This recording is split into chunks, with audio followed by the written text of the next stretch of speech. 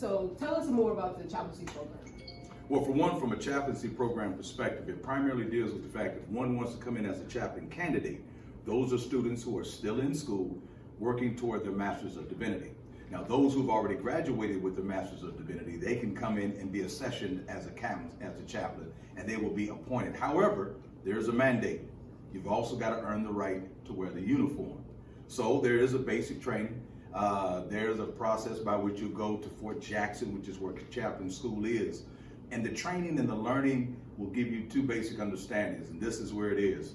It's not just a matter of ministry being put forth to others. You're going to be serving individuals that are not always of your theological ilk.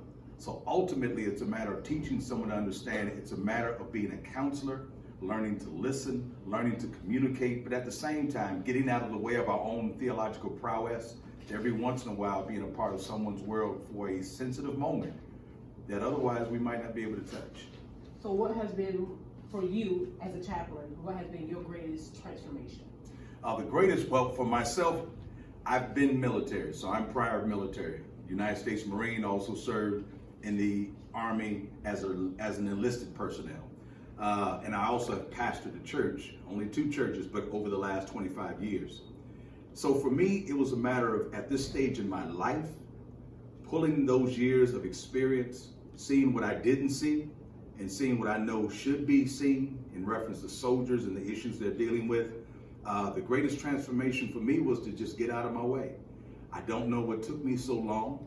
I'm grateful they gave me the age waiver, but the reality was, it was a matter of, it was a perfect fit. What am I waiting on? And you can always put the tomorrow on the front burner, but that's not always guaranteed. You can always think, what is the right season? Politics, things of that nature. And I've been in the military when I first started. I was back in '82, so I'm old. But that was, President Reagan was in. I've served under President Bush, under President Obama, and now under President Trump. So the reality is, don't think about the big picture. Making these decisions are personal. How is it going to impact me, my family, and for me, how is it going to impact me, my family, and my church? And making sure we're all on board, it has actually been a blessing. And it's just a matter of striking that balance, but trusting God as you move forward. All right. So you said something about age waiver. What is that? Well, as I said earlier, I'm old. Now, there are age requirements in the United States military in different areas. Enlisted officers, this is considered a specialty branch.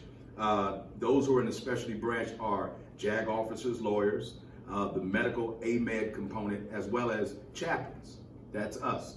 And there are different age dynamics. You can come in a little older because it took you a little longer to get that other degree.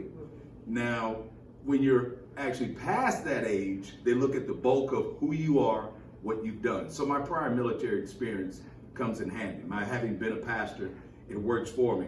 But at the same time, when I was in school with these young bucks, I had to let them know, old man ain't to be played with. All right. Because at the end of the day, it's about the representation of God in one's life, in one's ministry, and at the same time, taking the challenge and just stepping up to it.